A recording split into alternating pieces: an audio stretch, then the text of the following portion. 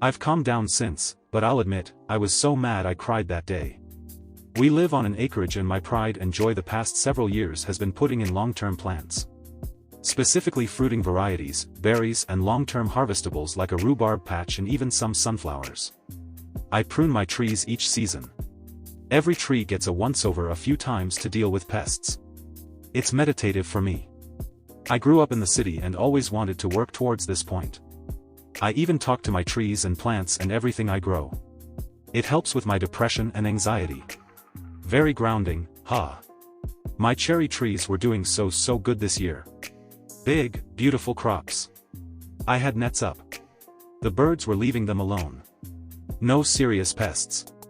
I watered them through a huge dry period during June, where most plants were scorching. They made it through, and did so good. I was so proud of my little trees. I had everything ready during the week. Got my ladder. Got my buckets. Got my canning equipment out and sterilized and freezer bags ready to rock. I had planned for a whole day on Saturday to get my cherries processed, and time on Sunday too if I underestimated. Work had been hell all week. I had an anxiety attack at work from the stress. It's been rough. On Friday, I got up early, checked my cherries and was excited for the day to be over so I could get a head start on some things. I roll into my driveway and tell my other half that I'm going to just throw together a quick supper then head out and pick some cherries. He tells me, "Sounds good." Mom stopped by earlier and grabbed some cherries too. My stomach turned into an instant knot. This was my hard work. The cherries were my reward for all of that. Of the years of tending and pruning and caring and fertilizing and love. I go out and my nets are still on the trees, but the cherries are picked as high as I could reach. All of them. All 4 trees are naked except for the very top. I started crying. I threw my bucket like a child with a tantrum. I was so mad. Those were my cherries. Mine. I went inside to hubby and he asked what was wrong. I told him all my cherries were gone, that JNMIL and JNFIL had taken all of them. He immediately calls them and puts them on speaker, asking what the deal was. The response? The reason they took all my damn cherries? Well, they were ripe and ready to be picked. Since Negbar hadn't done it yet, we assumed she just didn't want them. Yes, because I put up bird netting for fun. Because me having the ladder out is just me doing yard feng shui. Because having buckets on hand is just me giving the buckets some sun and fresh air. The kicker? The best part of all of this? They have cherry trees. And apple trees. And fruit bushes. When I brought this up, they said that their cherries hadn't come in well this year. No kidding. Their trees have a fungus I've been telling them to deal with for years, but they couldn't bear the thought of pruning their fruit trees. So, they took my cherries as a result. Jmil had already frozen the majority of the cherries, given some away to friends. And turned the rest into various canning recipes. I picked what I could and ended up with a single ice cream pail worth of cherries total from my 4 trees. Words can't explain how absolutely gutted I am. I cried again on Saturday as I put away all my canning stuff, realizing I wouldn't need it for the amount of cherries I managed to get. I don't think I've ever been this mad before. Jmil has had moments in the past that I could deal with. That I've worked through. That I can almost forgive her for. Or at least pity her for, to be so desperate for certain attention or affection from people. Even just typing this up just makes me feel so upset. My trees are something I love, you know? I've taken care of them, tended to them, talked to them, and was so excited for this year to have that moment of picking a beautiful harvest that I worked so hard for, despite depression and anxiety telling me I wasn't a gardener, couldn't do it, that I wasn't skilled enough to have fruit trees. I proved that wrong. I had a beautiful reward waiting for me, with beautiful weekend weather, and happy cherry trees to feel pride about. And it was taken from me. This feels like heartbreak. It's not even about the cherries, you know? Edit. To add some details, hubby thought they were asking for a small amount, like a bowl or small bucket of cherries. You know, like normal people. They stopped by before he had to go to work to ask to pick cherries. Neither of us were home while they were picking. He texted me this morning to tell me he's going over there after work to deal with this for me. I will keep you posted. Update: I never truly imagined my post about me crying over cherries would get the massive support that it did. When I wrote it, I was so angry and upset. Livid, even. By the end of the day, after talking to so many of you, I felt so much better. You made me feel heard, validated and sane. Apparently it's okay to cry over stolen cherries. The outcry over the situation was incredible, and man, I did not expect so many people to have my back. It gave me a huge confidence boost to really deal with this situation. Thank you for all your kind words, your hugs, and the direct messages I got from people offering reassuring words and support. You all helped me move past the anger and focus on solving the problem. As such, I suppose an update is in order. First and foremost, though, is Jnmil's nickname. It was a close running between Cherry Stealing Whore and Locust. In the end, I've opted for Locust, thanks UNOL Rosarita. Because we already know that she is, in fact, a cherry stealing whore. Hubby did go over to his parents last night after work to talk to them, and I opted to stay home.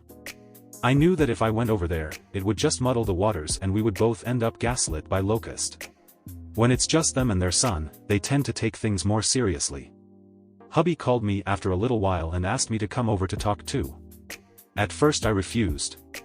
I dug my heels in a bit, then realized maybe he needs backup and he couldn't ask for it openly, you know? Fine. I throw on some shoes and go over to the Nils, keys in hand to show I'm not there to hang out and that I'm ready to leave at a moment's notice. Locust is nowhere to be seen. Of course not. Hubby is sitting at the kitchen table with his dad. I opted not to sit, and just leaned against the counter instead. FIL, I should have called you first, Negbar. I'm sorry. I thought Locust had talked to you and that with work and you being so busy lately, that you didn't have time to harvest your trees. Me, okay, here's the problem with that. Why would I have my buckets and ladders and nets out if I wasn't going to harvest my cherries? FIL, I thought that you had asked Locust for help. Me, I laughed. Straight up laughed. Seriously?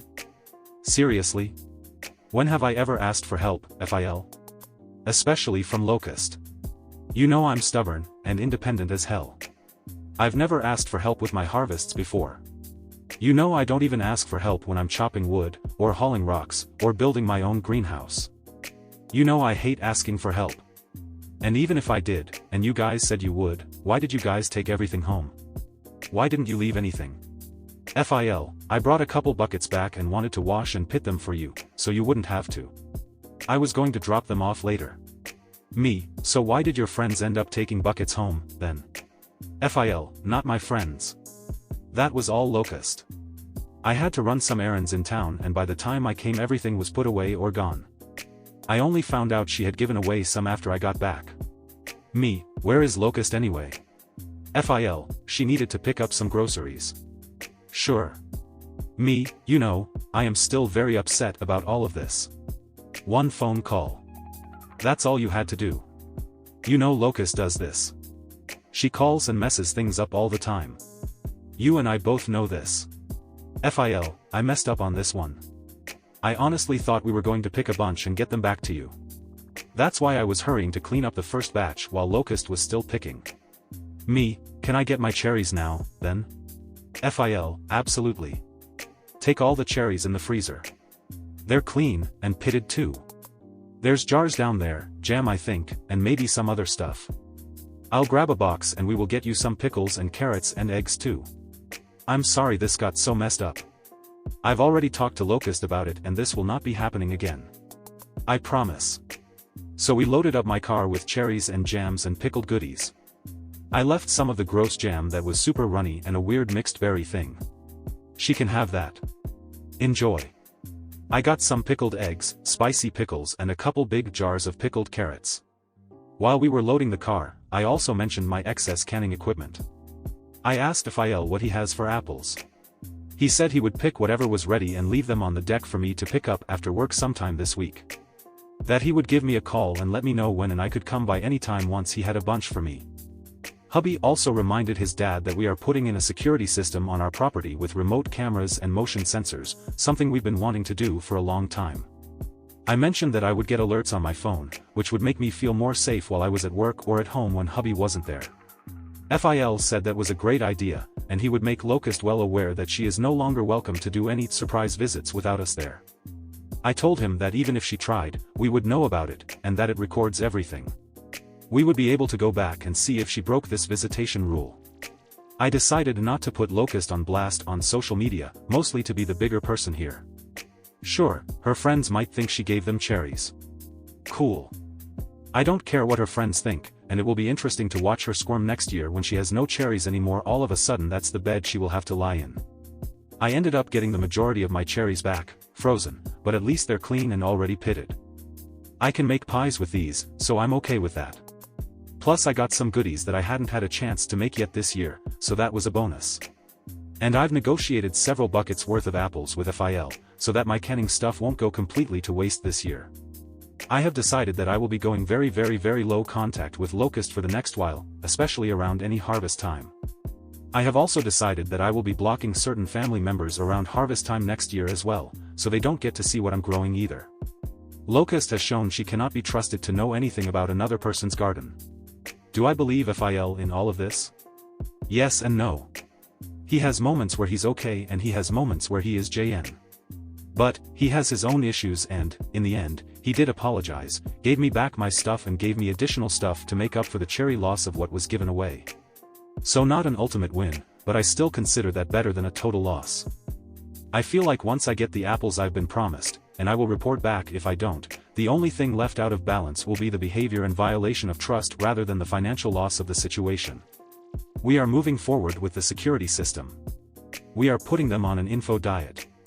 I have decided to not bring home-cooked meals to the family get-togethers for the foreseeable future as well. As much as I love cooking, I have my walls up and I'm still feeling super defensive. I don't want her to know what I'm growing, so I won't be bringing anything but store-bought, pre-packaged foods to dinner from now on. She doesn't get to know when my dill or chives are plentiful, my cucumbers are ready, my tomatoes are nice and juicy, my potatoes hillied, and definitely not when my fruit is ready for picking. The funny part? I had a bucket set aside that I had planned to give her full of cherries once I was done picking myself. But, she had to go and be a cherry-stealing whore. Hope it was worth destroying the olive branches I had offered over the years. Hope she enjoys her running mixed berry jam. Hope those sad little jars were worth it, because I'll never be sharing my cherries again. I'm a kind person, deep down. But rue the day you fuck with my trees. Thank you for joining me today. Don't forget to connect with each other in the comments below. Until next time, be kind, be curious, and I'll catch you in the next video.